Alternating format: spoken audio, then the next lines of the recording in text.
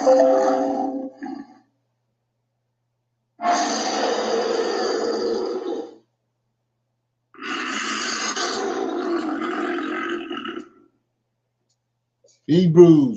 Hebrews, Hebrews. This is our Prophets of Awakening. This is our women's advanced Bible study night, the 30th of June, 2024. Topic inside the room will be we'll be reading out of Jasher. I'll be reading chapters 40, 41, and 42. I'm going to read that and break it down. Okay. You can go to our YouTube channel, The Prophets of Awakening. Check out our videos. We have over 1,000 videos now. You can go and check them out, watch them and review them. The videos will connect dots for you, lead you into the truth of the Holy Scriptures. And if you like what you're hearing and receiving through these videos, I'm asking you to like, share, and subscribe to the channel. Okay? And if you'd like to support the channel, we have a cash app at the bottom of the screen, and that will be greatly appreciated. So our hours of operation is Tuesday, Wednesday, and Thursday is from 7 to 9, that we are live. Then we come back on Friday nights on Clubhouse. Our Clubhouse room is non-Messianic conversations. We on from 7 to 9. It's men's advanced Bible stuff, but anybody can come in and listen. Okay, and then we have our Shabbat classes. We have 2 on every Saturday, one in the mornings from 10 to 12 a.m. Then Central Time. Then we come back that evening at 6 to 7 p.m. Central Time, close out the Shabbat. For those that don't know, this is a non-Messianic channel. By that, it means that we only deal with the Tanakh and the Torah. Tanakh being the Old Testament, the so-called Book of Remembrance, and the Torah, the first 5 books of the Old Testament that was given to Moses by the Lord of hosts. Okay? Shalom and welcome to the channel, and welcome to our Women's Advanced Bible Study. We're going to do our normal, which is a moment of silence, prayer, Psalms. Then we have some women's help, and then we go into some current events, some need-to-know information. Then we'll open it up for some Q&A and dialogue. Then we'll go into our topic, which is we'll be reading out of the book of Jasher. Okay? This moment of silence is for the Lord of hosts and all that he's doing to bring about our prophesied deliverance in these last days, our regathering. Okay?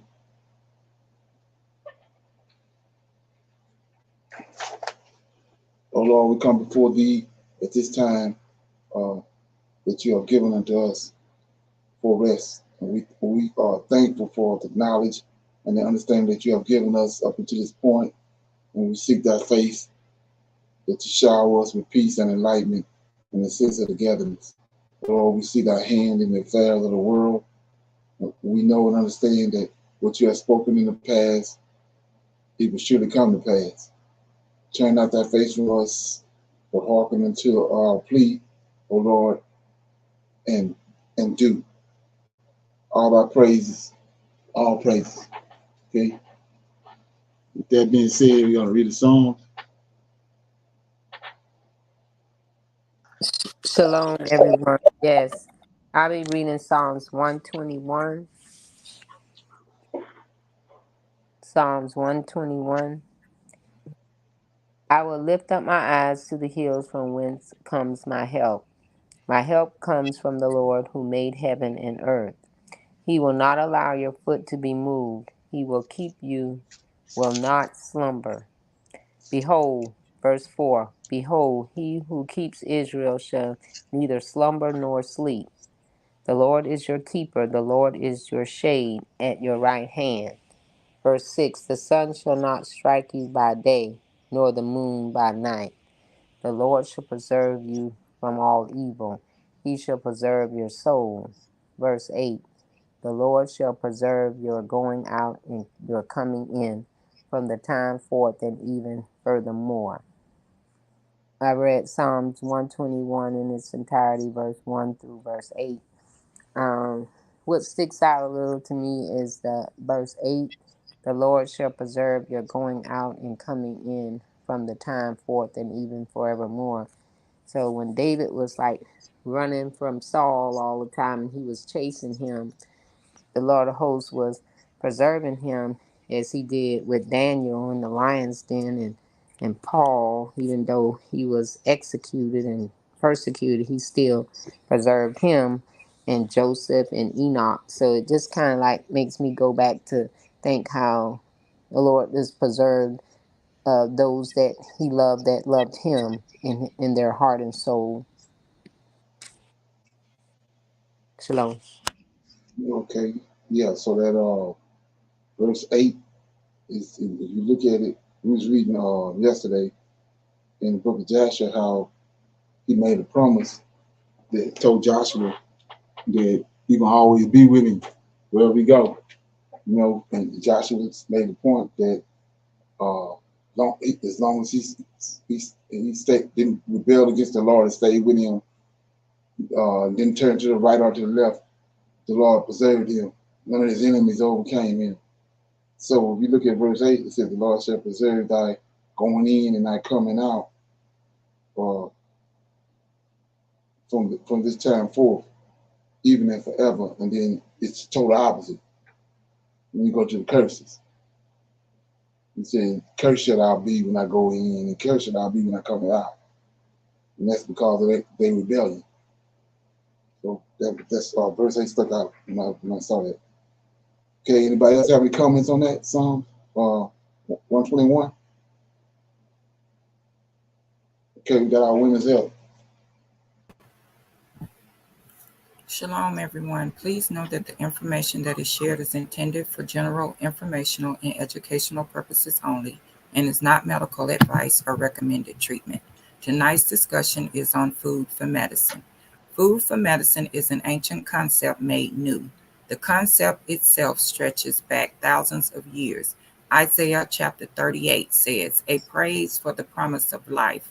Verse 21, "For Isaiah had said, Let them take a lump of figs and lay it for a plaster upon the boil, and he shall recover."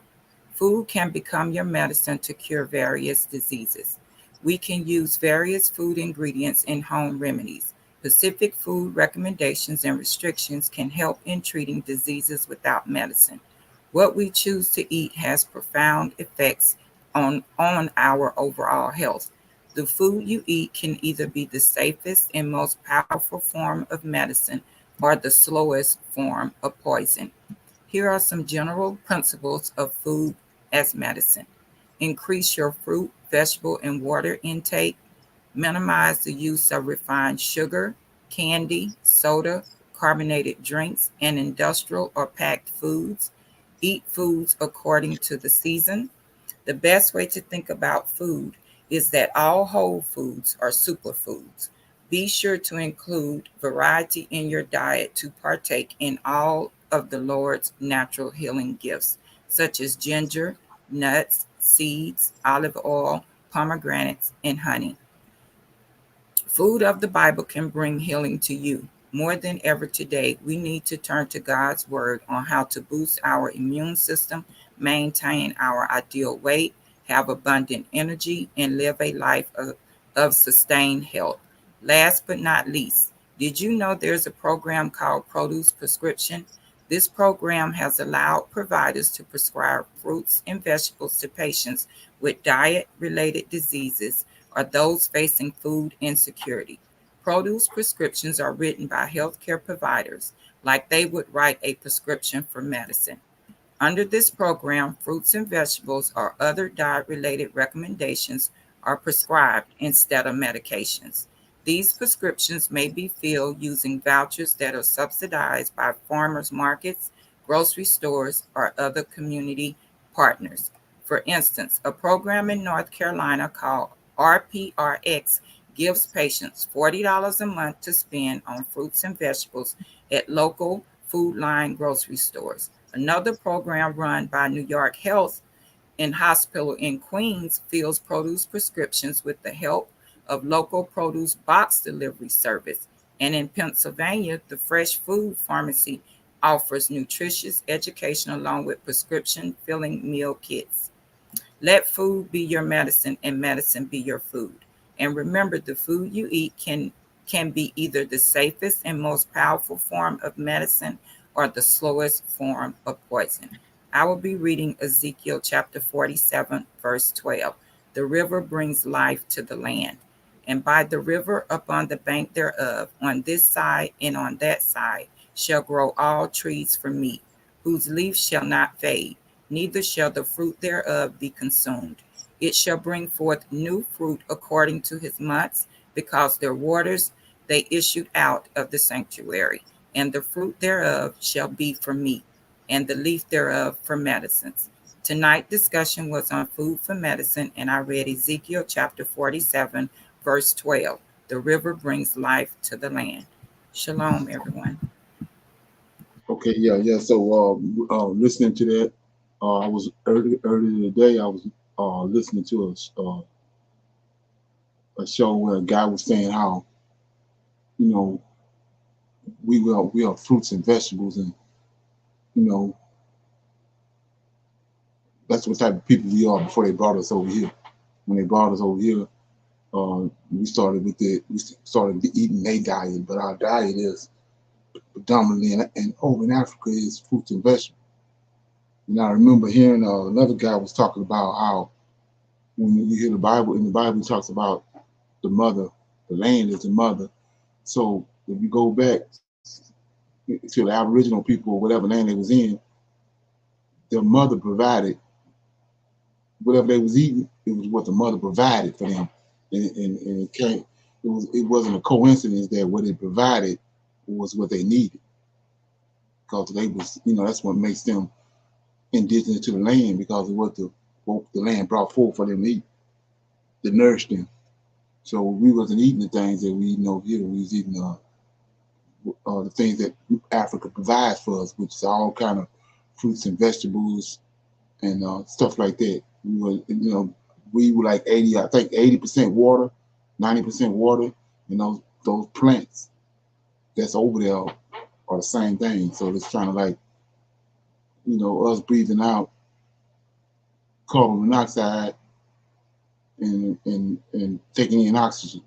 And the trees need carbon monoxide just like we need oxygen. So everything working in concert. Okay, so that's what I thought about now.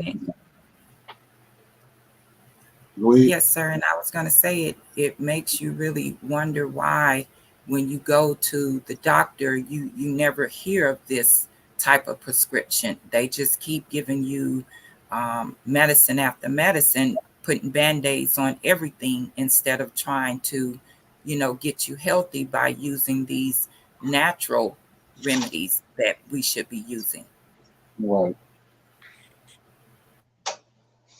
Yeah, so I mean, we know from day one they had no intentions on giving us the right. At Progressive, we don't believe in a cookie cutter approach. Giving us the right things anyway, so.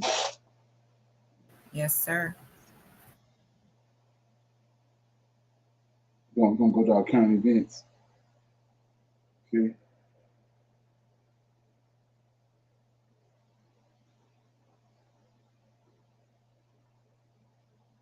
Out of the bag, they're letting the secret out. These Fed governors start talking, and they're starting to admit that we're gonna have to lower rates. We're gonna have to lower interest rates. They are basically admitting right now that they're worried really about sticky inflation.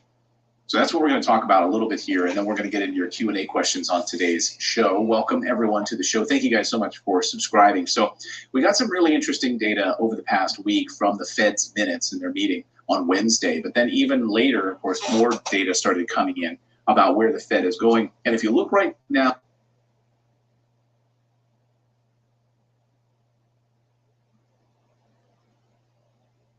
welcome to the News Hour. The verdict is in. Former President Donald Trump. Yeah, give me a minute. New York City jury continues deliberating at this hour in former President Trump's hush money trial. Welcome to the News Hour. The verdict is in. Former President Donald Trump is found guilty on all 34 criminal charges against him in a New York courtroom. An historic moment as he becomes the first former president charged and now convicted of a felony. The case stemmed from Mr. Trump falsifying business records to cover up hush money payments to adult film actress Stormy Daniels ahead of the 2016 presidential election. Mr. Trump reacted after the verdict and said this case is long from over. This was a disgrace. This was a rigged trial by a conflicted judge who was corrupt. It's a rigged trial, a disgrace. They wouldn't give us a venue change. We were at 5% or 6% in this district, in this area. This was a rigged, disgraceful trial. The real verdict is going to be November 5th by the people. And they know what happened here, and everybody knows what happened here. The judge has scheduled sentencing for July 11th. That's just 4 days before the start of the Republican National Convention in Milwaukee. William Brangham spent the day in the courtroom and joins us now. So, William, you are our eyes and ears in the courtroom. Tell us what you saw when the verdict came in and what the mood was there. Well, Jeff, this whole afternoon suddenly capsized like the Titanic. I mean, we were all expecting that we were going to go home for the day. The judge had just been in the courtroom saying the jury asked to be done for the day. They were going to go at 4:30 and be dismissed. And then minutes later, he came back in and said, actually, the jury has just passed me a note saying they have received a verdict. And the former president was sitting at his defense table and had been chatting amiably with his lawyer. And when that news came, he suddenly stiffened very seriously and sat still until the jury came in. And then for 34 distinct counts, when they kept saying guilty, guilty, guilty, the former president was just staring straight ahead. And it was clear then, once all 34 counts were read, how serious this all was. The jury then filed out, went right in front of the former president. No one made eye contact with him. He seemed to be staring straight ahead. And as the former president filed out today, he was as visibly angry as I have ever seen him. I mean, I've seen him in a few other court cases here in New York City, and he has fought with judges and seemed angry and frustrated and perturbed. This was as angry as I've ever seen him. He shook his son, Eric Trump's hand quite vigorously and then walked out the door and stood in front of those cameras and heard what we just heard from him. So just an incredibly striking day and a very dramatic turn of events. William, does the relative speed of the jury reaching a verdict, does that make sense in light of what they asked for earlier today? It does in some ways, because the jury this morning heard two different things at their request. They wanted to hear jury instructions and they wanted to hear a certain type of testimony reread to them. And both of those, now looking back in hindsight, give some clues as to what they were thinking, because both of those things that they were read today go right to the heart of this case. The first one was jury instructions, which detailed whether a defendant can be found guilty if they orchestrated acts that other people did, criminal acts that other people did. And Donald Trump, clearly they seem to believe, is guilty of that. The testimony that they asked to re-listen to today centered on this famous 2015 Trump Tower meeting that many people have pointed to as the sort of original moment when the entire scheme that eventually undid the president in this case was concocted.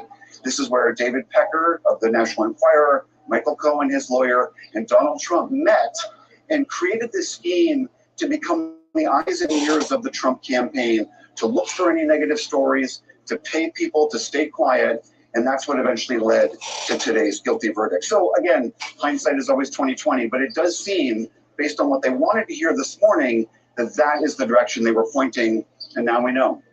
And lastly, William, what more do we know about the sentencing? What comes next? Well, as you mentioned, the sentencing is right before the RNC convention. Each of these counts carries a 4-year, $5,000 penalty. We have no idea whether the former president will be sentenced to prison. In New York State, judges have a lot of leeway to make that up. He could very well be sentenced to probation or house arrest. I mean, this judge has repeatedly said that he understands that Donald Trump is running for president, that he very well may likely be the next president. And so he has said he wants imprisonment to be a last resort. But he's also said if he feels that that is appropriate, that he would consider that. So again, we simply do not know. The other thing that's important to remember is that Trump has also been insulting this judge and attacking him. We heard a little bit of that just a few minutes ago. Every time he leaves this courtroom, he attacks this judge, and he has recently attacked this judge's daughter. Those things can be factored in as well, but we won't know until later this summer. All right. Okay. Any comments on that? Anybody know anything about that?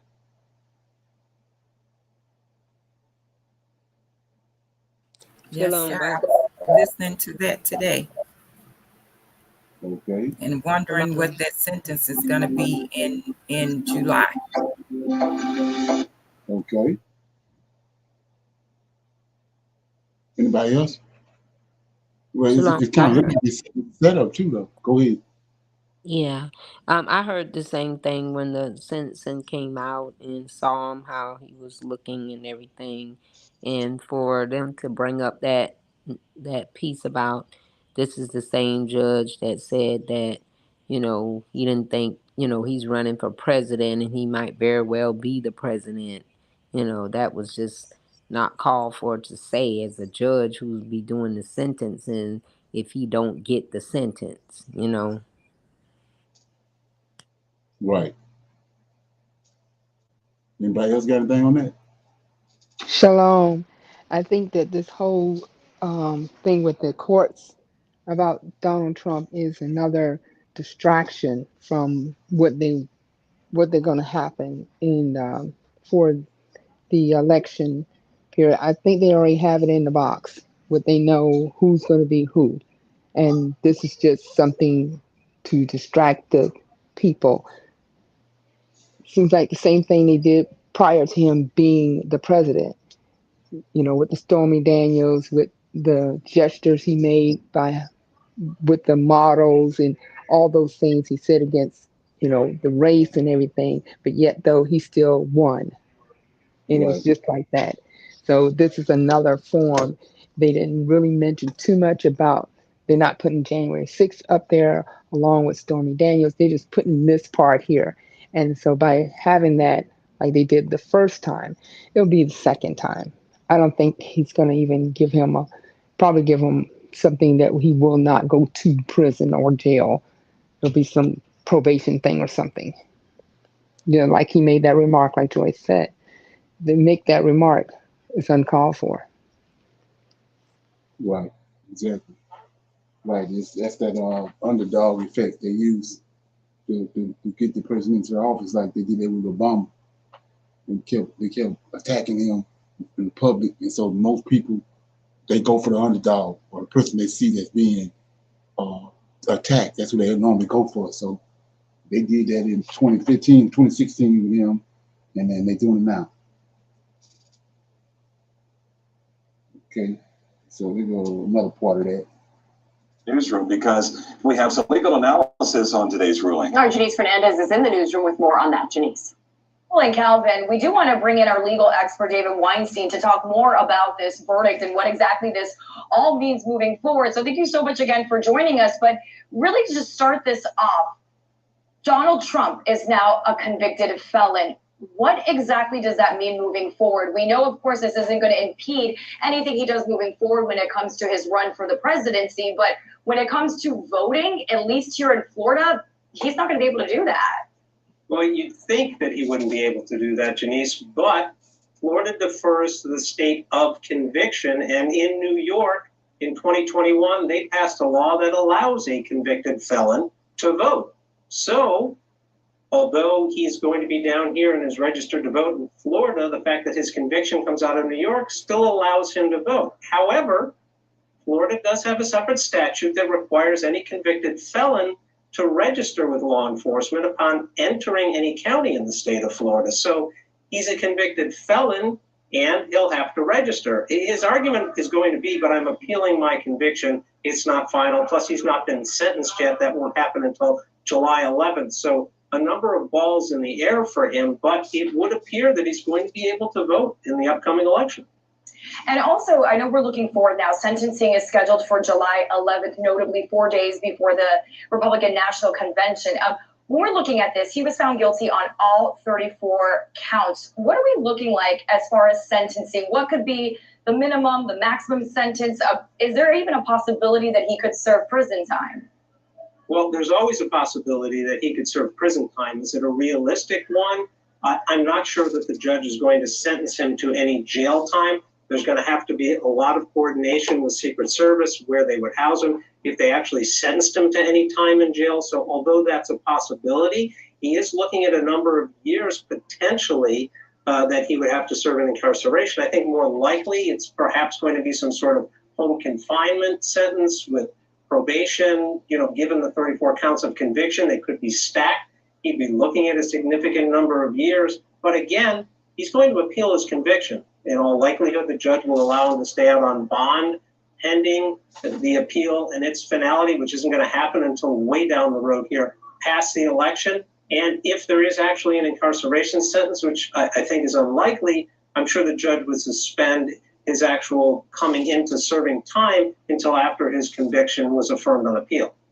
And as you were watching this trial, we're looking at the jury, 12 jurors coming to this consensus, deliberating for just under 11 hours. Obviously, you're not in the jury room. We're not in the courtroom. As you were sort of looking at the questions they were asking and hearing about sort of the reactions in the courtroom, taking notes and all of that sort, as someone obviously with experience in a courtroom like this, from your perspective, do you feel like this was a solid jury that really took their job seriously? No, I absolutely think that that's exactly what they did. They had very good questions. It was clear they were following the closing arguments that were being presented on both sides. They listened to the judge's instructions. There were some people in that room that wanted clarification about a number of instructions the judge had given, some of them including the one that Glenna made reference to before on inferences they could draw from circumstantial evidence. They wanted to hear testimony back that would allow them to corroborate what Michael Cohen said so that his testimony wouldn't be the only thing upon which they were basing their conviction. And from reports that I've heard, they were all taking notes. They were all being very diligent about what they were doing here. And last question, for you, obviously, some of your colleagues, anybody in the legal world, no matter what state they're in right now, we keep talking about how historic this trial was, how historic this verdict is, and how unprecedented it is. I mean, I am sure all of the attorneys and legal minds across the country right now are all sort of trying to gather their thoughts to figure out how this all works now. I mean, we can't stress enough just what a historic moment this really is for American history. Okay, so anybody have any comments on that? Earlier on one of the clips that I was watching, Trump was speaking about still running, right? So they saying in some places he still can vote even though he's a felon, right? But he's speaking as though he's still gonna be running. Yeah. Like this situation does not affect him at all. So how does that work if he's a felon? Right. That's my point. It's like I said, he's everybody, he got 34 counts. Mm-hmm. He's been in court all this time, and everybody's surprised at the verdict. And then now that he got the verdict, they just know he ain't going he's not getting no jail time, and it's okay that he's still running for president. He just got guilty of 34 counts, but they acting as if they ain't happened. That's the crazy part about this. Come on, just imagine if that was anybody else or a black man. If he was running for city councilman, hell, they throw him out of the building. This dude running for the president just got guilty of 34 counts, and they acting as if he dropped some ice cream. Right. So yes, sir, and that's what I was thinking. Like what you were saying, as low level people, I'm saying, city officials, if they have a felon, they can't run for certain positions on the board or whatever, not even on a school board. Exactly. So this is someone he paid, a porn star, he paid off in 2016 during that time of the election. So You mean to tell me they just gonna open the door and give him free range to run again? Exactly. Like I said, they're acting as if it's some kind of meager little offense. You know, it's just been 34 counts. All of them, he was convicted of all of them. Ain't like he got 3 or 4 of them and got off on the rest of them. All 34 counts is guilty. And they acting as if this, that ain't nothing major. That's total destruction of his character. So how can you even be still thinking that he running for the president of the United States? But the thing about it was, when you look at that, if you was looking for a sign that this place is through, that's the sign right there. Shalom. Okay. As we think back on when he was president and how he funded and had this temple that he's funding and had gave so much money to Israel for the rebuilding of the temple. And there's this is, again, I believe it's just a facade. The judge even said, you know, without a doubt, he didn't hesitate. He didn't stutter. He didn't do anything that would make you think second thought of him, grasping straw to say, and he can be the next president. So by him saying that, he can recuse himself from being the judge. Something's going to happen within these 4 days that's coming about, or this 31 days, or how many days to July. They're going to have something where, because Trump again noted about him and about the judge. So there's going to be something about this judge not having it so he can run. And again, all mouths will be gaped open because they cannot believe how this is, this man gets off again. But again, he has a lot of dealings still with Russia, still with all those allies that he had when he was in office. And, it's just right now everything was dormant, but it's coming forward. He's being used by Esau, and he's going to get what Esau wants him to get. But I don't, there is going to be something happening. This is just too settled. He didn't really go outrageous just by yelling. That's not the way it was. He didn't throw no chair. He didn't get up and try to, do anything. He was calm, collect, and just yelling. Those words that he always yelled, like they said previously. That's my take on it. Okay. Anybody else have any comments?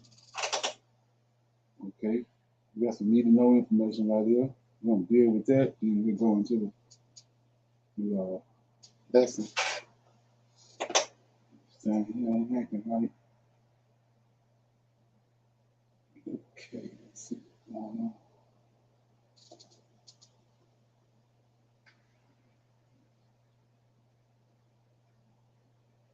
on. Okay, computer gonna close up. So what I'm gonna do is I'm opening it up for some Q&A. Anybody have any questions or comments about anything that they want to talk about, that they came across or they heard on Prophets of Awakening? You want to bring it out? Okay. Anybody got any questions? Shalom. I just want to go back to Judges, and when the guy who had the concubine, or either was his wife, had traveled in the fog, and the woman had ran away, and he went to find her and found her back at the dad's house, and they gave him up. It was just so crazy that the mob wanted the man and not, until they offered up the woman. And it was like the dad knew what they wanted, and then the man who offered up his wife or concubine, because it's really not, you know, said which one it is, but then he lied about what happened, and then they said she made it to the door, but they don't say dead or alive when he said get up, and he just chopped her up like that and sent her to the different tribes, and, you know, had that lie. So with that being said, you know, I was wondering, behind all of it, you know, there's, with the crowd, there's that Esau spirit and that Sodom Gomorrah type attitude. They were wanting the man for sexual purposes, and then got the woman and did that. So with that being said, so how is it that this part of it came about, and they don't really, it's just like a man came through a town, they don't really say anything about who this man was. So the point that they were making is what? I didn't really get that point Well, of Judges. if you go back to the same scenario happened in Sodom and Gomorrah. So those are sodomites, those, and then homosexuality. And then so when you understand how that came about, it's when the angels came down and they slept with women, and they had giants. So that's where homosexuality came from. That's where the perversion came from. When the angels crossed over, they mixed angelic DNA with human DNA. So that's one of the characteristics that came from that. So when you understand what happened when the Israelites came into the land of Canaan, they was told that, we was reading last night on the book of Joshua, the Lord also gave them a mandate to wipe out everybody, everything. And that's the reason He's wiping them out, because they are genetically not right. You know, they did not, their DNA ain't right. That's why He didn't want us mixing with them. So when they got into the land, they tell you, when Joshua passed away, Moses and Joshua was keeping the charge of what the Lord host had told them. By the time when Joshua passed away, the Lord said that the land wasn't all the way subdued yet. So what the Israelites did after Joshua passed away, and Joshua was, they gave them cities. They allowed them to have cities amongst their tribes. So that takes you to the story that you're talking about. The Levi went to Benjamin, to the tribe of Benjamin. He had to pass through there. Well, Benjamin didn't destroy all of the Canaanite people. And that's why the man was telling him, when you read the story, that they had a custom, because of who we are. You can go into Israelite city, just go to the middle of the city with your donkey or whatever you got with you, your provisions. Somebody gonna come out of their house and welcome you into their house, just like what Abraham's servant did when he went to go get Rebecca. He just went to the middle of the city there, and they come out and asked you. But the older man came out and told him, you can't be doing that around here, because these sodomites, these wicked people that was there. And so that's what that was all about. And so when they came, at the end of at that night, when they came there, they saw him when he came, just like they saw the angels when they came into Sodom. We know how the Israelites, their appearance is. We know what they did with the Egyptians did with Joshua, with Joseph, because of his appearance. He was a handsome dude. So they wanted him. The women flipped out on him. Same thing when they saw the angels. They wanted the men because of their appearance. They wanted this Levite because of his appearance. So they came to the house inquiring of him. And that's what that was all about. So the elder man presented the woman to them instead of his guest. And then they killed her, mutilated her. Yes. So he was abhorred by it. That's why he cut the body into 12 pieces and sent it out to all a piece of the body to each tribe to let them know this is what's going on in Israel. That was the purpose of him cutting the body up, to show them that was, to bring them to wake them up, to bring them to the fact that they had to do something about it, because that's what's going on in Israel. These people, because they was disobedient and didn't drive them out. This is what's happening. Yes, sir.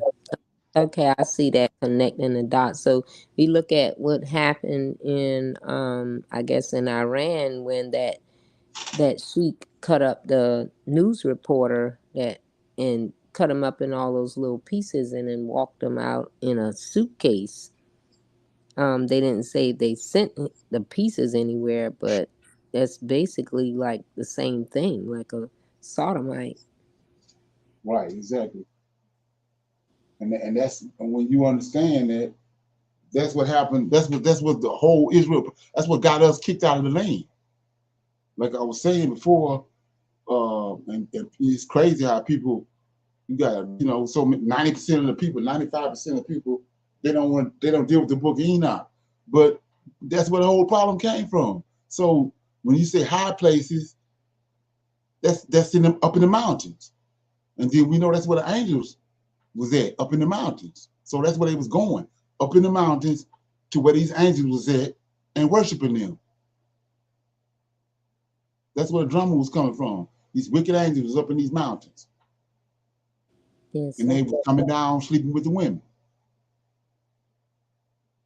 And that's what brought about that. That's what this spirit, these they saying they're humans, but they're not humans. That what we're dealing with to the very day. Like I was saying about the transatlantic slave trade, it was horrifying because of the people that was in charge of it. The scriptures tell you all through the scriptures that they're horrifying, and he don't want you dealing with them. Then David telling you over and over again how they continue to try to kill him. So you shouldn't be surprised. No, sir. And they've written so many different books about that authoritative figure that they carry. One of the books I read, The Delectable Negro, how they used to eat them and tear their manhood down. Exactly, right. Yeah, I was listening to that today. The guy was talking about how it's deliberate, everything they've done. It wasn't a coincidence. Their whole objective was to dehumanize us, and then they knew our history. They knew the things that we had accomplished and what we was capable of, and they wanted to degrade us. And that's what they was doing intentionally. He was talking about how they would allow a certain time of the year of the males to sleep with the women, and all the women would get pregnant around the same time, and then they bring all of them to a certain place and take one of the pregnant women and start her breastbone and go all the way down, cut the baby up all the way down to over her pelvis and cut the baby out in front of all the women, and they had to force them to watch it. So what they was doing was they was instilling fear in all those women while they was pregnant, so that fear that they instilled in them, that trauma went to the baby.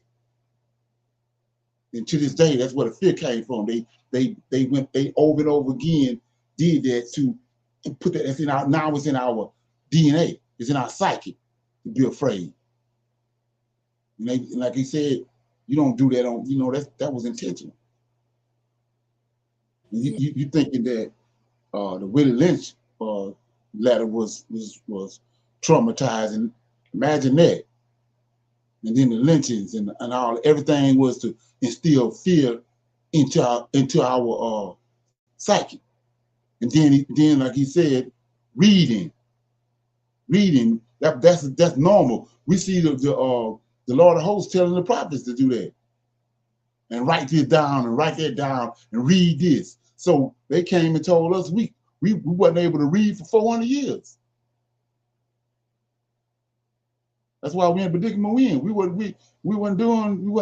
ain't read. We had a strong, long history of books that was coming down from heaven and all that we was reading.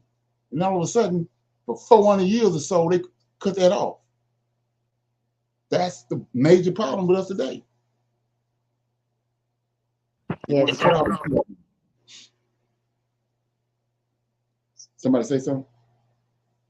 No, I said yes, sir. That's all dots connecting. The way you were saying it, that's all of it is just connecting up.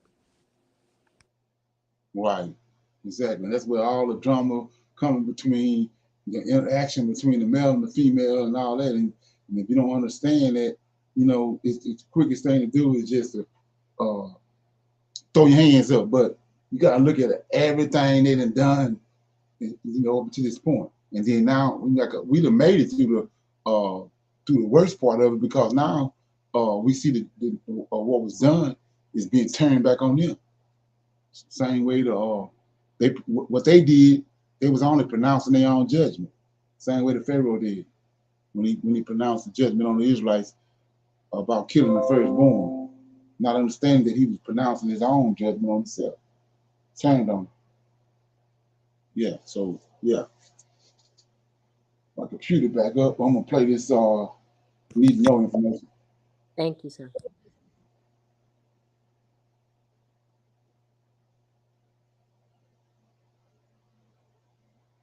Is being made for anybody that drinks water. This could be bottled water, this could be tap water, this could be water out of a hose. You need to be well aware of what is going on currently in the United States, because as of right now, the U.S. is warning that we are seeing cyber attacks on our water systems.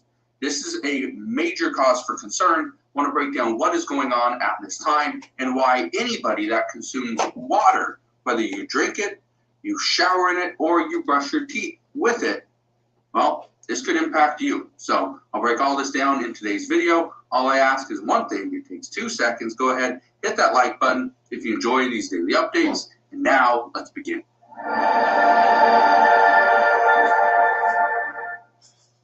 So 99.9% of Americans are going to be infected because of this.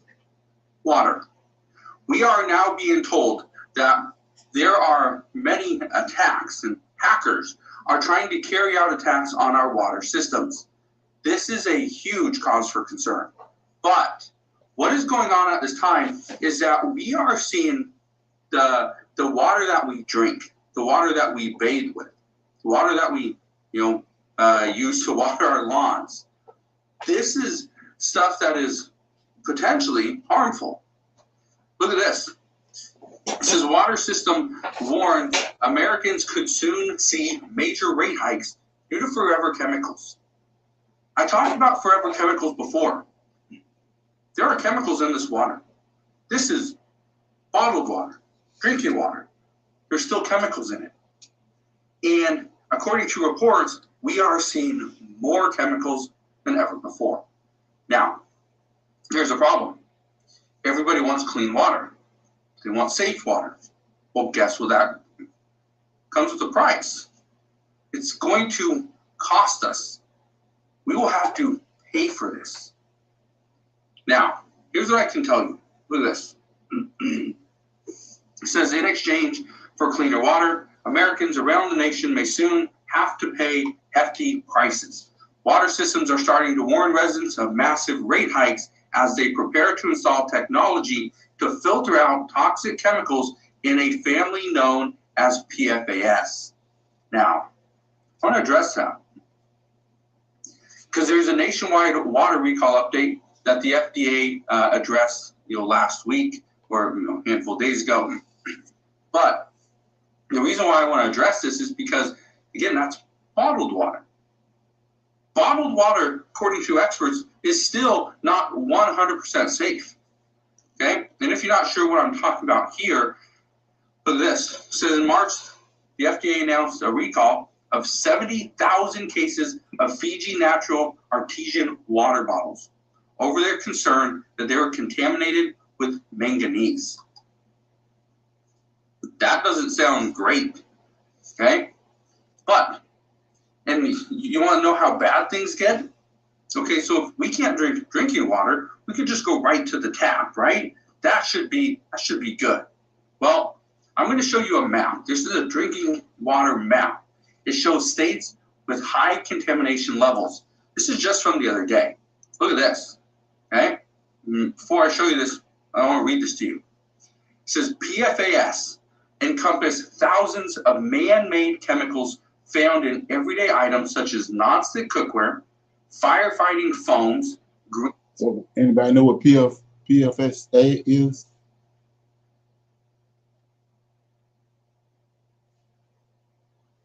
No, sir, I hadn't heard of it. Yeah, that's the forever chemicals. That's from, when you understand what they're doing with the water, they recycling it. So like with all the stuff that go in there, like your soap, what they call it estrogen and all that stuff from women and all that get in the water, and they recycle it. They don't get all that out, and they keep going round and round doing these recycling. So it's got all these chemicals in it. But the thing about it is, they got a big lawsuit in on that PSFA, which this lawsuit started like 20 years ago, 30 years ago. So imagine where that's the chemicals that's in the water now. And I know this. There's a reason I don't drink it. I really don't. You know, it's getting to the point where you can't even shower with it. But I was dealing with my plants, and outside the garden and all that, and you can't even put that water out the hydrant on the plants. I don't know if nobody been paying attention to that. You can't even put it on the plants. As soon as I put it on the plants, they go to the dogs. So I had to start setting up some catching rainwater in order to nourish the plants, because that water in those faucets is not good. Okay. Anybody got any comments on that? So you got to pay attention to that. Like he said, you come out the bottled water. But when you understand who these people are, they give you anything to make some money. But they say it's spring water, but that ain't even spring water. It's like you're down if you do and down if you don't. But it's better. I take my chances with the bottled water than dealing with that water out of the faucet. That ain't good at all. Yeah, it's been in the red. Like I said, 30 years ago, it was in the red. Okay. Anybody else got anything, comments on that, or anything else they want to bring out? Shalom. Yeah. I just Go ahead. want to comment about women's health one session when Miss Michelle talked about water soluble vegetables and how we can get water. So cucumber was one of the big veggies that you can get water from that'll equal like 1 8-ounce glass of water from a cucumber. So we can look at some of those other alternatives, although they grow them in the ground with the water they throwing off from there. So it's like you really, like you say, damn if you do and damn if you don't. But if you can put less in you, while we're trying to figure it out, then that would be probably better. Exactly. Right. So, yeah. So, anybody else got anything? Yeah. So if you look at, I've been talking about this, and I don't know if it's registered or not. So I'm gonna play this video because I was watching it and I said, okay, this would be good to better explain what happened when it comes to all these different so-called people calling themselves Israelites and being able to rightly divide who's who and who's this and that. Okay, so let's look at it. I'll play it and I'll talk about it. Go. Certainly, among the Semitic. So this dealing with the Sephardic Jews. I don't know if anybody knows what that means, but we're gonna play it. Peoples, the Israelites stand out as the chosen people by the God of Shem, from the days of Abraham in Ur of the Chaldeans, through Aram, and finally reaching Canaan. Throughout the centuries, their faith has been a source of inspiration for many. In this video, I will explore one of the most fascinating Jewish groups, the Sephardic Jews. So, in case you don't know that, the Sephardic Jews is the Spanish Jews, right? It was in Spain. And if you've been listening to Prophets of Awakening, I was telling you how this is what they've done. And prophecy that the Most High brought about when Daniel made the statement that the Israel as a nation was coming to an end, it was in the end of the third beast, which was when Antiochus came in 143 BC. That's when the Israelites left. And in the book of Obadiah, we see that Esau came in and stole the land, like we talked about last night. He stole the land. So from 143 BC to 70 AD, those Edomites in the land, they didn't stolen our identity. They're posing as the Israelites. So the Israelites have been gone. So that's how they was able to do what they did with JC, to make him look like he prophesied the falling of the temple, when the temple was destroyed, because it already had been destroyed, already had happened. And the writer that's writing this, these events already happened. And he making it look like JC prophesied. But anyway, my point is this: Herod is an Edomite. That's why he's the king of the Jews, the Edomites. We Israelites. Jews ain't no Israelites. So when Herod, when Titus and Vespasian became that lineage, they consider the lineage from Herod just like we consider the lineage, David's lineage. So they all kinfolks. The Romans, I showed you last night, Rome is Edom. Them all Edomites. They had 12 sons, 12 tribes like Israel did. So they allowed Herod's lineage safe passage to Spain in 70 AD. They're not Israelites. So they went to Spain. Like I said, look at it, what happened in the world, the new world, where we at the West, was when the Nina, the Pina, and the Santa Marina left Spain, them Edomites. And like I said, you got Ezekiel 35, the curses that the Most High got on Esau. And if you don't know the difference, they got you thinking that those curses in Ezekiel 35 is what is the ones that Deuteronomy 28 that's on us, the real Israelites. And they simultaneously, I mean, they similar. So everybody think that those are the things that's happening to them, the persecution that they receiving is because of Deuteronomy 28. No, it's because of Ezekiel 35, because of what they done to Esau, Jacob, in the Obadiah, how they killed the remnant and aided the Romans in putting them out of the land and slaughtered them. All that's in the first Maccabees. But anyway, it was a large contingent of them Edomite Jews, Sephardic, that was sent to Spain. So all that stuff, when you see these brothers going to Spain, talking about the Israelites, the Jews over in, no, them Edomites, they were sent to Spain. So you gotta understand that. And we're gonna play some more. So the Sephardic Jews are Edomites that's in Spain. They was in Israel during the time of so-called JC. And in 70 AD, a bunch of them were sent to Spain. But they were scattered just like we were scattered. Okay? So they were scattered in different parts. But the Herod's lineage and all them, most of those Jews, the royal class, were sent to Spain. Okay? Let's look at it. This is where the trick coming in at. In this video, I discussed the Mizrahi Jews, whose roots trace back to communities in the Middle East, North Africa, and Central Asia. Today, I will address another renowned Jewish group, the famous Sephardic Jews. The origin of Sephardic Jews. In the previous channel video, we explored the history and origin of the Mizraim, or Mizrahi, who are Jewish communities originating from the Middle East and North Africa. With a history spanning millennia, these communities have their roots in countries such as Iraq, Iran, Egypt, Syria, and Lebanon. They maintain their own religious, cultural, and this the Jews in 70 AD. Just like we were scattered way back in 143 BC, they were scattered in 70 AD. And they got the whole timeline of people thinking the people that were scattered in 70 AD is the Israelites. And they go into those places where these Edomites,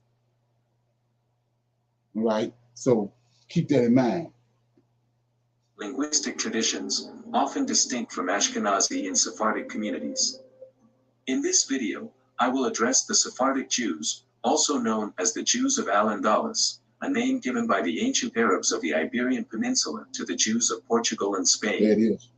The Jews from these countries. So, like I said, go back to how the transatlantic slaves started. It came from Portugal and Spain, Edomites. They knew where we was at. We had been cast out and way back in 143 BC on the west coast of Africa, in Negro land. They knew where we was at. So here come these other so-called Jews coming to get us. Got the world thinking we Africans.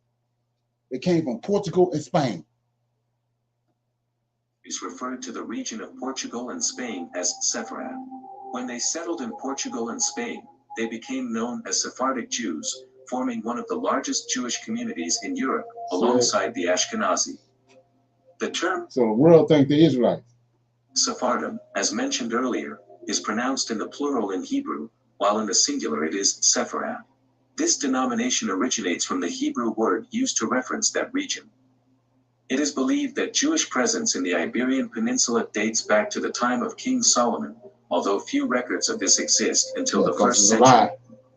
During the Great Jewish Revolt, 66 to 73, the Jews rebelled against Roman rule over Judea, leading to the destruction of Jerusalem by the Romans in 70 AD and the dispersal of the Jewish population throughout present-day Israel and Palestine, with some reaching Hispania, the Roman name for the Iberian Peninsula. Spain.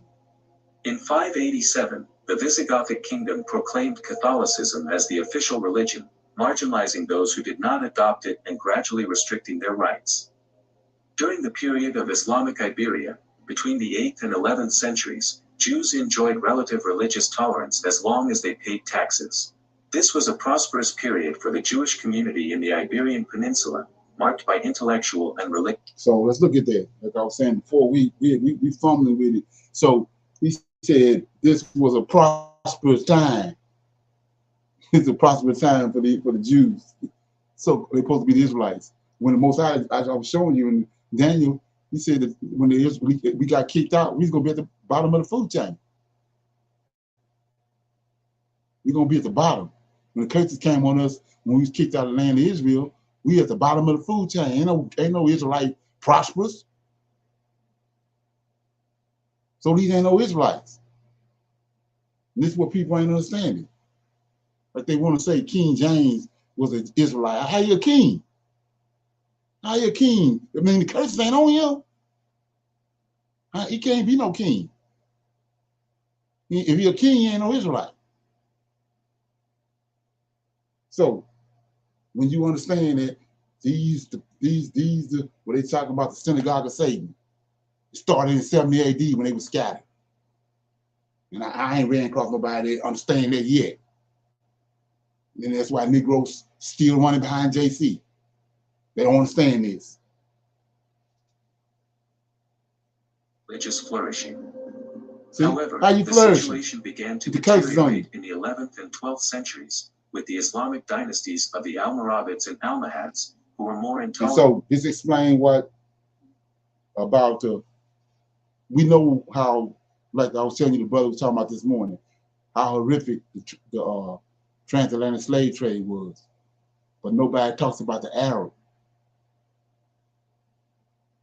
That was the transatlantic slave trade was a cakewalk compared to the Arabs. So who was these people that was associated with the Arab slave trade? Edomites. Places where the Arab slave trade was going on there, that's where they were scattered at. A lot of them were scattered in those regions over there on the Middle East and in Spain and Portugal. That's why you're getting all the chaos that happened to us during the transatlantic trade. I mean, especially the Arab slave trade and the transatlantic slave trade, because these Edomites, you know, but they got the whole world thinking they Israelites. Towards other religions, and with the intensification of the Reconquista by the Iberian Christian kingdoms. Christians showed no tolerance towards Jews, resulting in the forced conversion of many to Christianity, who became known as New Christians or Marranos. The Sephardim played a significant role in the development of medieval Kabbalah, and many Sephardic rabbis wrote important Jewish treatises that are still studied today.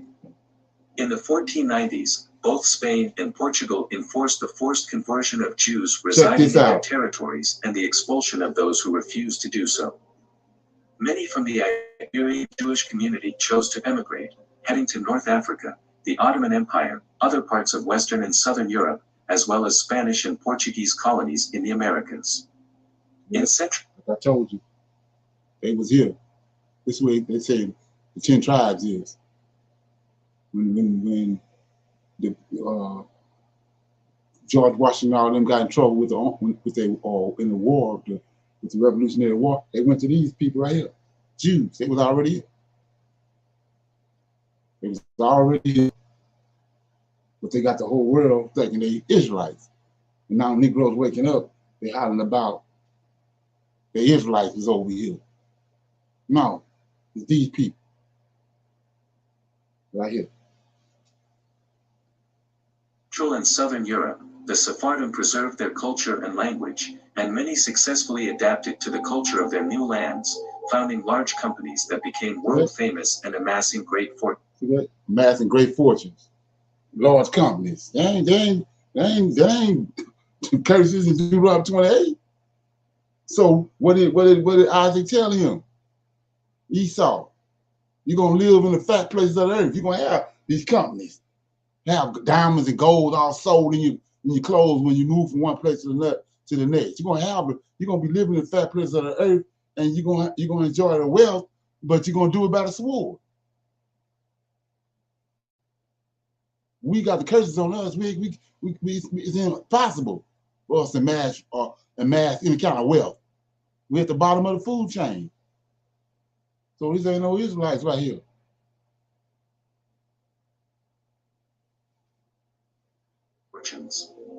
Sephardim who settled in North Africa and the Ottoman Empire lived in relative peace with the authorities and the local population for centuries. Ain't no peace nowhere in Deuteronomy 28. As second-class citizens, their religion was tolerated, and they could engage in trade.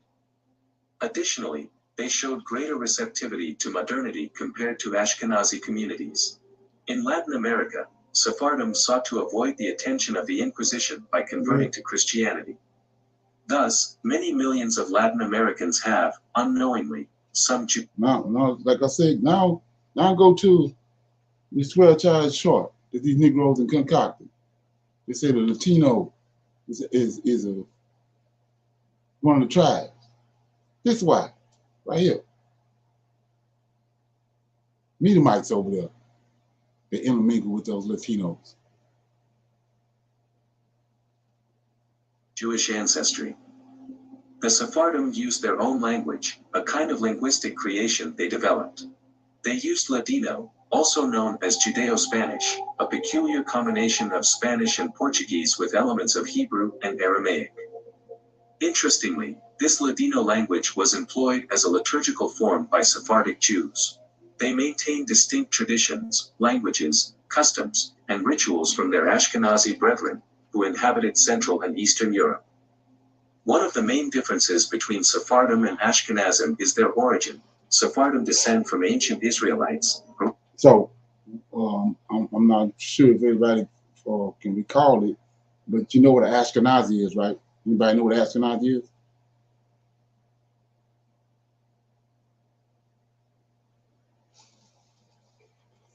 No, sir. Go to Genesis chapter 10. Genesis chapter 10.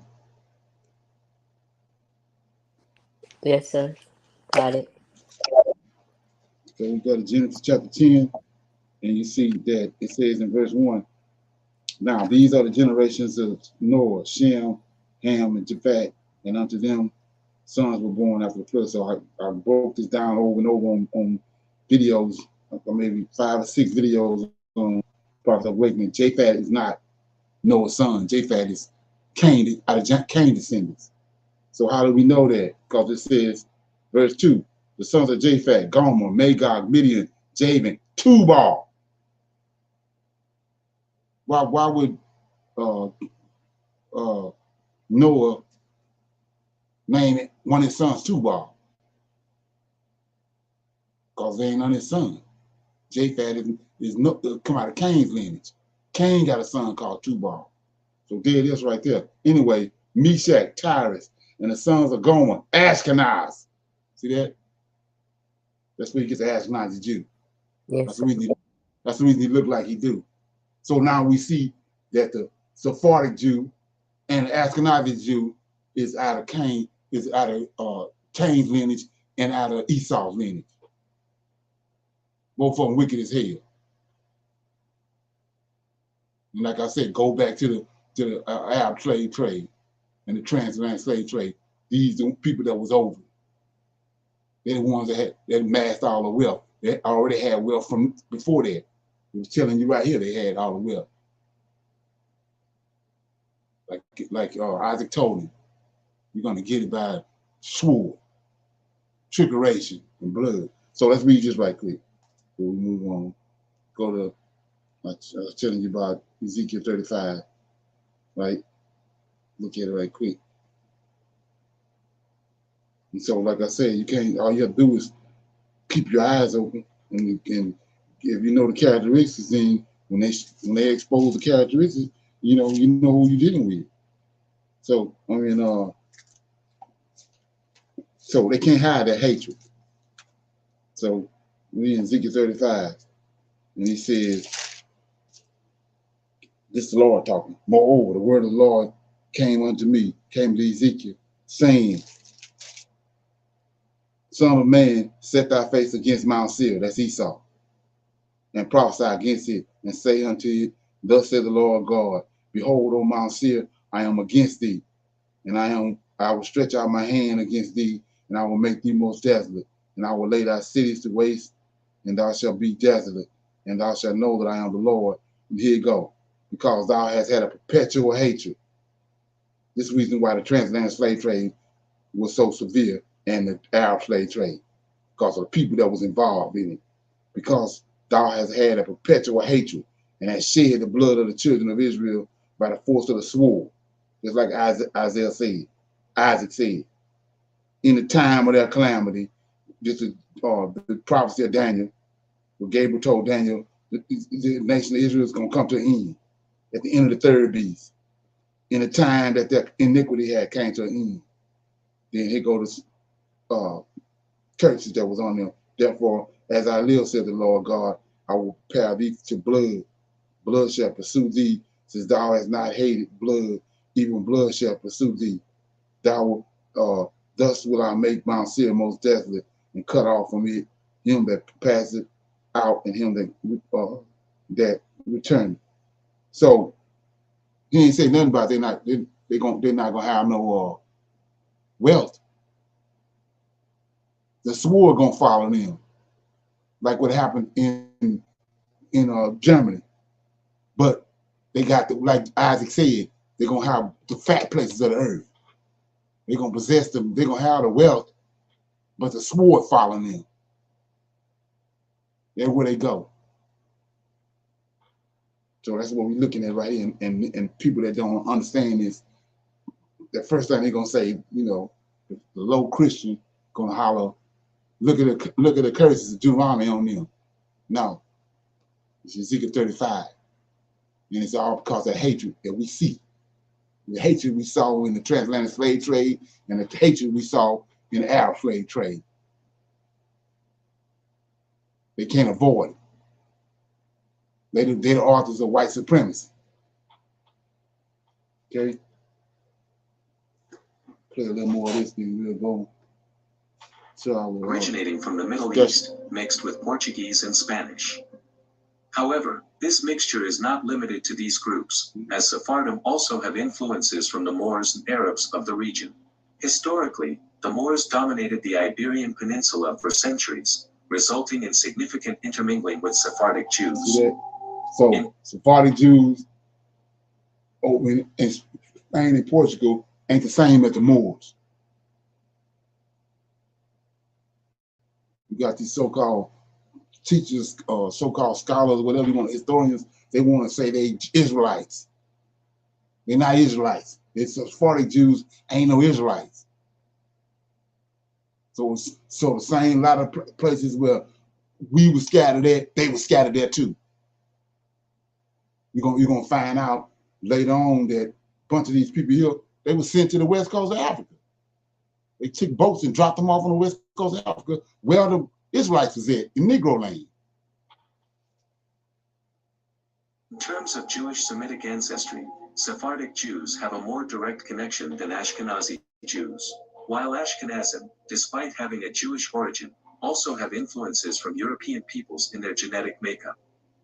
On the other hand, Sephardim, due to their mixture with Moors and Arabs, have a more evident Semitic ancestry, as Arabs and Moors have historical connections with the Israelite and Midianite tribes. In the Iberian Peninsula, this mixture is even more notable. Around 30% of the Spanish population has Jewish and Arab ancestry. The history of Sephardic Jews in the Iberian Peninsula dates back to the Phoenician navigation era, with evidence of their presence during the Roman Empire. They survived the process of Catholicization and the Visigothic and Moorish invasions. However, they began to face more intense persecutions during the final phase of the Reconquista. Faced with persecution from the Spanish Inquisition between 1478 and 1834, many Sephardic Jews fled the Iberian Peninsula in search of refuge in various territories. This historical period marked the exodus of these communities in search of safety and religious freedom. A large portion of Sephardic Jews fled directly to North Africa, where they became acquainted with Arab peoples and lived in harmony for a long time. Especially in Morocco, they settled and coexisted peacefully with the local Arab population. Additionally, many Sephardim sought refuge in the New World, particularly in Brazil, where the first synagogue in the Americas, Kahal Zur Israel, was established.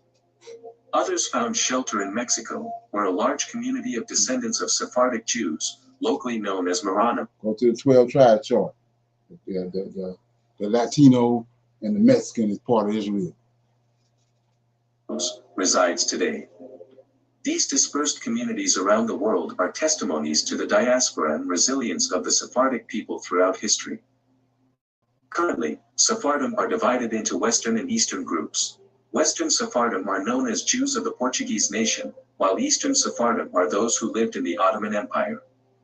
There are also Sephardim from North Africa who are descendants of those expelled from Spain in 1492 for being Jews. This group settled in North Africa, except for Egypt, mainly in Morocco and Algeria, where they spoke a variant of Ladino called Hakishia, along with Judeo-Arabic in many cases.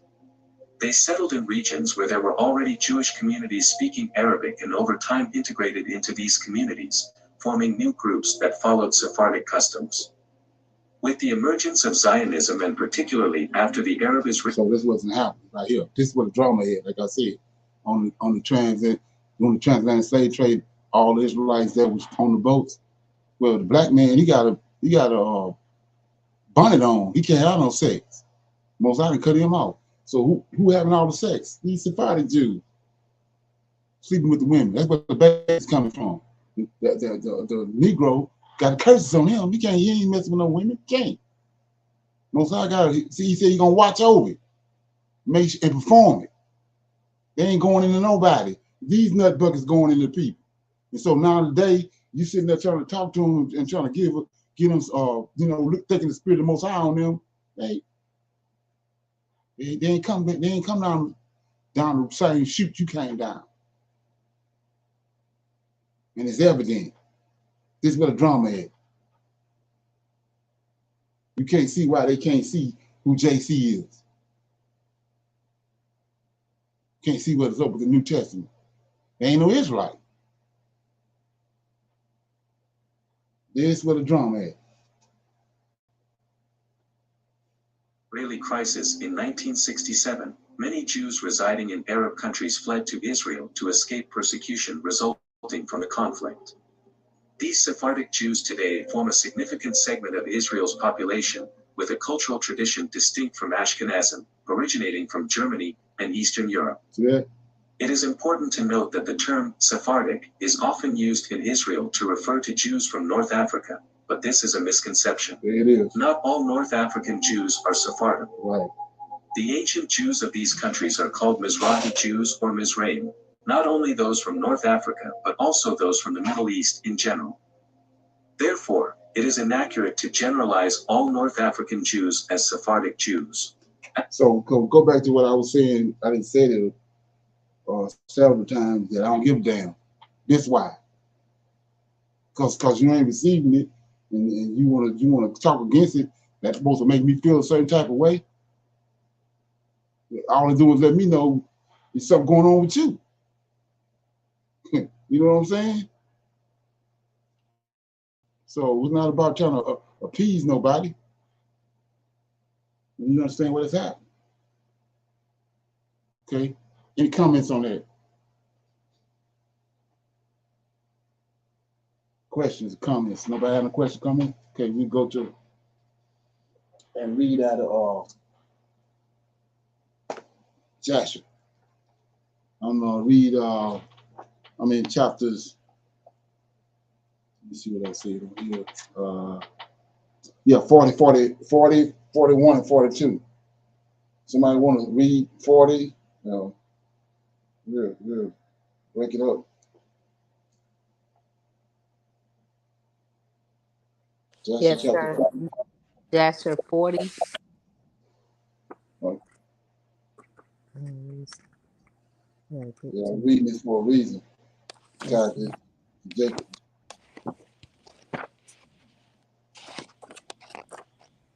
Okay, I'm coming. It's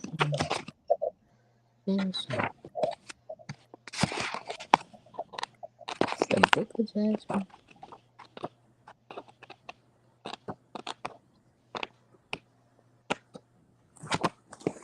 Oh, geez. Okay, 40.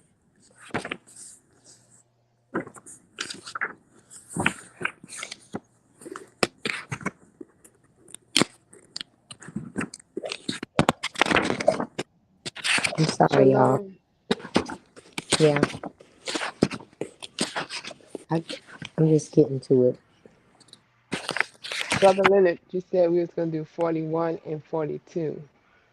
40, 41, and 42. We're going to read 3 chapters. Oh, okay. Y'all ready? Okay. Okay. Chapter 40, Joshua.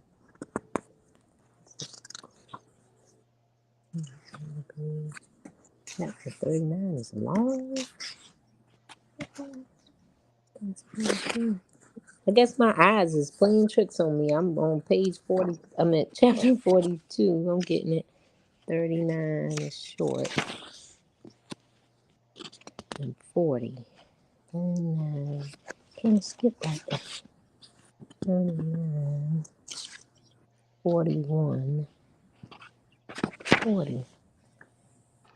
Shalom. I don't see chapter 40. I see Yeah. 40. Oh. It jumps to, from my book, sir, it jumps from 39 to 41. And I have the book of Jasher that includes the book of Enoch and Jubilees by Okay. Derek Shaver. I'll read 40. Okay, sir. It says, the sons of Jacob led away all the spoils of Gush and went out of the city by night. And they going out, marching toward the castle of Bethhoron. And the inhabitants of Bethhoron were going to the castle to meet them. And on that night, the sons of Jacob fought with the inhabitants of Bethhoron and the castle of Bethhoron. And all the inhabitants of Bethhoron was mighty men. So all of them were giants. One of them would not flee from before 1,000 men. So we know these giants. It says they'll see 1,000 men and wouldn't run. Just one of them. That's what it's telling you. And they fought on that night upon the castle. And their shouts were heard on that night from afar. And an earthquake at their shouting. So this ain't no regular men. And all the sons of Jacob were afraid of those men, and they were not accustomed to fight in the dark, and they were greatly confounded. And the sons of Jacob cried out unto the Lord, saying, Give help to us, O Lord, deliver us, that we may not die by the hands of these uncircumcised men. And the Lord hearkened to the voice of the sons of Jacob, and the Lord caused a great terror and confusion to seize the people of Bethhoron and they fought amongst it. That I'm telling you, it's one of his characteristics. You know, this ain't Yahweh. So one of Michael's characteristics, he'll turn the people against each other. He did that with the Syrian army when they came up to Jerusalem, to the gates of Jerusalem, and they posted up outside and told Hezekiah that, you know, y'all better do what y'all gonna do tonight, because in the morning we're gonna tear this place up. Well, that night the Lord of hosts came amongst them and caused them to fight against each other. When the Israelites came, woke up the next morning, they was all laying out there dead. And they just opened the gate, went out there and got all their jewelry and all the jewels and everything they had on their horses and everything. And he's doing the same thing right here with these giants. It says, and the same thing in Genesis 15, the great giant war. He turned them in against each other. It says, and the Lord hearkened to the voice of the sons of Jacob, and the Lord caused a great terror. So it's a great terror for this to happen, and confusion to seize the people of Bekron, and they fought amongst themselves, the one with the other, in the darkness of the night, and smote each other in great numbers. And the sons of Jacob, knowing that the Lord had brought a spirit of perverseness among those men, that they fought each man with his neighbor, went forth from among the bands of the people of Bekron, and went as far as a distance of a cattle Bekron, and further they tarried there securely with their young men on that night. And the people of Bekron fought the whole night, one man with his brother and the other with his neighbor, and they cried out in every direction upon the castle, and their cry was heard at a distance, and the whole earth shook at their voice, and they were powerful above all the people of the earth, these giants, right? And the inhabitants of the cities of the Canaanites, the Hittites, the Amorites, the Hivites, and the kings of Canaan, and also those who were on the other side of the Jordan, heard the noise of the shouting on that night. And they said, surely these are battles of the Hebrews who are fighting against the 7 cities, who came nigh unto them, and who can stand against those Hebrews. And the inhabitants of the cities of Canaanites and all those who were on the other side of the Jordan were greatly afraid of the sons of Jacob. For they said, behold, the same will be done to us as we done to those cities, for who can stand against their mighty strength? And the children and the cries of the Cronites were very great on that night, and they continued to increase, and they smote each other till morning, and a number of them were killed. And the morning appeared, and all the sons of Jacob rose up at daybreak and went up to the castle, and they smote those who remained of the Cronites. Hey Google, pronounce Machpeelah. Say what? She doesn't know her mic is on. I'm sorry. Okay. In a terrible manner, and they were all killed in the castle.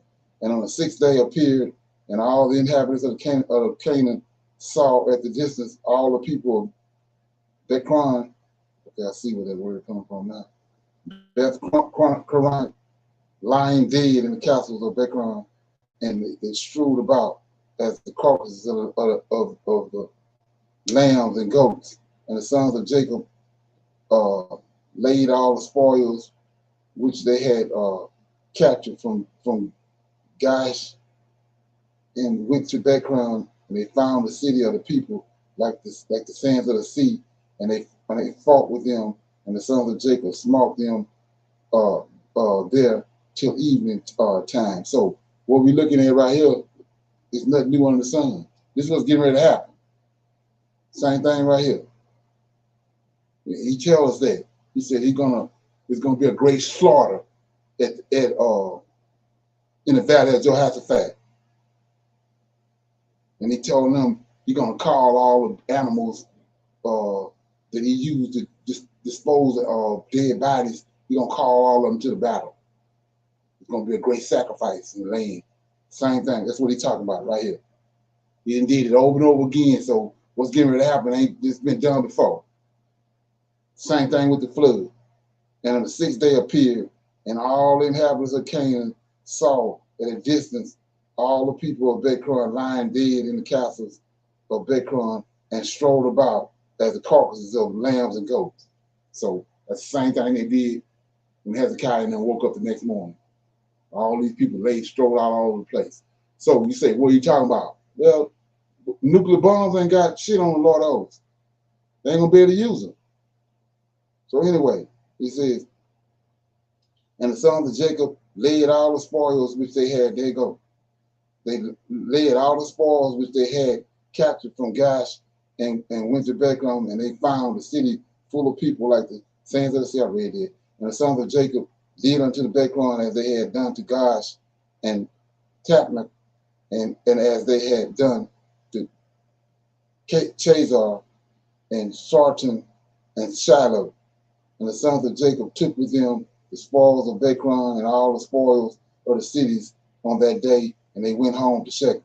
And the sons of Jacob came home to see the city of Shechem, and they remained without the city, and they then rested there from the war, and they tarried there all night. And all their servants took all the spoils that they had taken from the cities, they left without the city, and they did not enter the city. For they said, peradventure, there may be yet more fighting against us, and they may come to besiege us in Shechem. And Jacob and his sons and his servants remained on that night and the next day in the portion of the field which Jacob had purchased from Hamor for 5 shekels, and all that they had captured was with them, and all the bodies of which the sons of Jacob had captured was in the portion of the field immense as the sands upon the seashore. So bodies everywhere.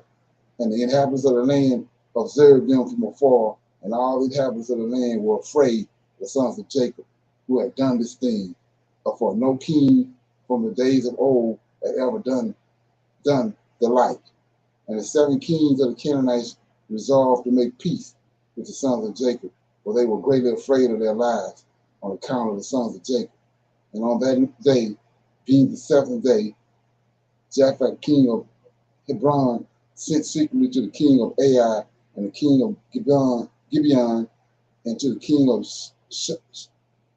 Shalom, and to the king of Adullam, and to the king of Lachish, and the king of Chazar, and all the Canaanitish kings who were under the subjection, saying, go up with me and come to me, that we may go to the sons of Jacob, and I will make peace with them and form a treaty with them, lest all your lands be destroyed by the sword of the sons of Jacob, as they did to Shechem and as the cities around about, as you have heard and seen.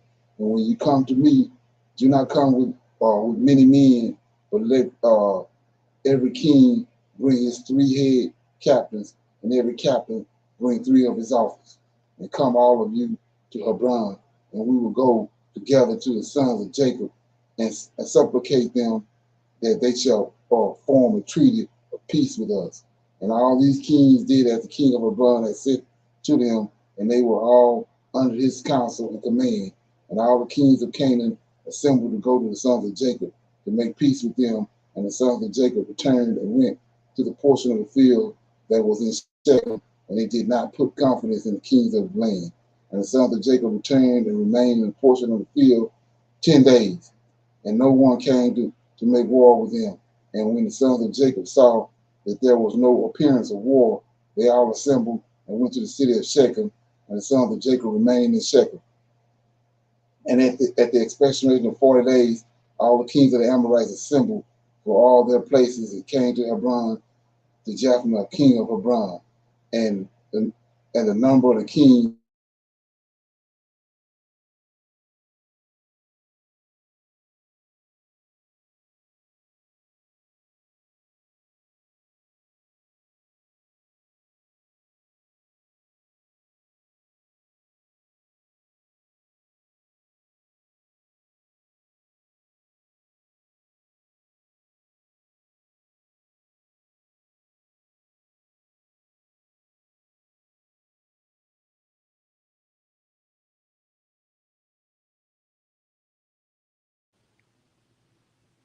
Can anybody hear Brother Leonard?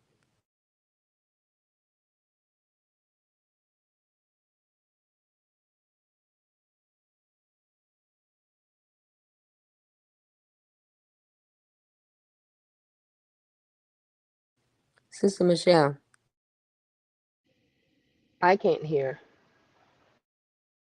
Look like he got kicked out or something. I don't see him.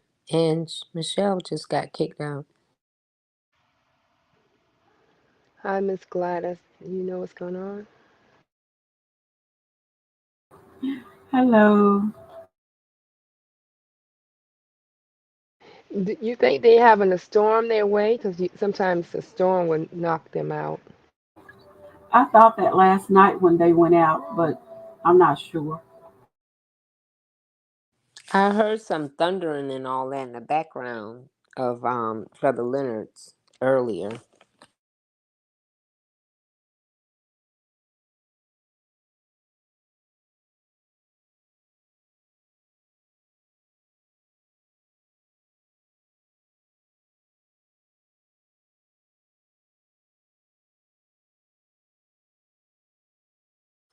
My book didn't have chapter 40 for Jasher. It went straight from 39 to 41. Yours, Cheryl? Sorry, I got the alarm thing. It's 39 is twice in there, Joyce. So 39 is actually 40. So it's a misprint in Okay. 39 is 40.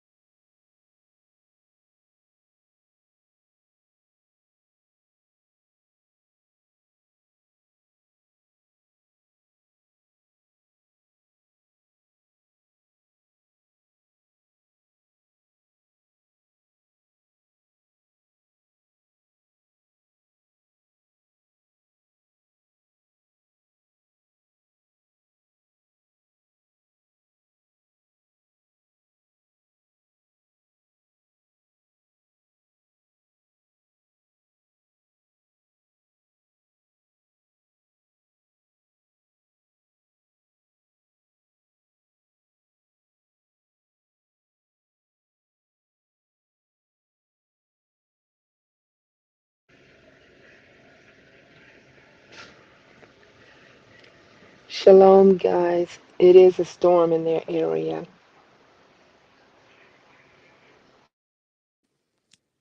Okay. Well, I'm gonna get off, and then I sent Sister Michelle a message. So good night, Miss Gloria, and I'll talk to you, Cheryl. All Miss right. Gladys, Joycey. I meant Miss Gladys. I'm sorry, and it says Gladys. I'm sorry. Okay, Ashe. So, Peace and blessings, y'all. Oh, you finna go? yes, ma'am. Yes, ma'am. They have a storm in their area. Oh, okay. I always have noise in my background. That's why I stay quiet, y'all. Okay, no problem. Because Yes, ma'am. it'll be so noisy. And this little one, he's loud enough for everything under the sun. Uh-oh. No problem. Y'all take care. Shalom. Right. Then, Shalom. shalom.